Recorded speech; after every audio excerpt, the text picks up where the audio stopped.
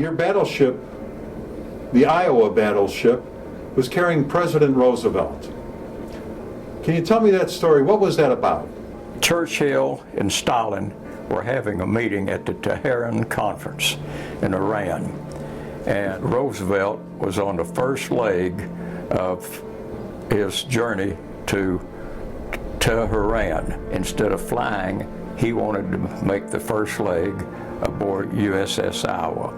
And there was President Roosevelt, General George Marshall, head of the Army, General Hap Arnold, head of the Air Force, Admiral Leahy, and Admiral King, the two heads of the Navy. En route, we had on our starboard side, we had the destroyer Willie D. Porter. The captain of our ship wanted to show off and wanted to have all the men at their gun post. And so did the Willie D. Porter, the destroyer. Willie D. Porter had their torpedo tube trained on us, just like they were in combat. And they accidentally tripped that torpedo tube, and they said, they sang out our code name was Lion. So they yelled, they put out Lion, Line, Line, torpedo to starboard. This is no drill. I was a young ensign. I was 21 years old, and I was on the main deck, and the guns were up above me. The 20 millimeters, the 40 millimeters, the 5-inch guns all started firing at that torpedo wake. And I was down on the main deck, and I thought, I am too young to die right now, so it scared me. Either they hit the torpedo, or when they made a hard right turn, the torpedo went by us. You have the President of the United States on the ship.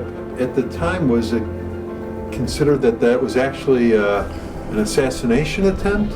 That's why they sent to Willie D. Porter and the entire crew to Bermuda for a court-martial. And then they decided at Bermuda that they were not trying to sabotage or sink our ship. It was an accident. We had all these dignitaries, these high-ranking things, including the president. We never saw them.